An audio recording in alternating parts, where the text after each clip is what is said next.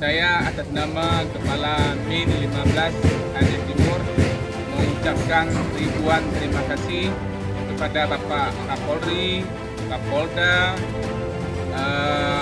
Kapolres Aceh Timur, juga kepada Bapak Kapolsek Kecamatan Pante Bidari atas kerja keras untuk membersihkan lumpur banjir di Min 15 Aceh Timur sehingga proses belajar mengajar akan lebih baik. Sekian, Assalamualaikum warahmatullahi wabarakatuh.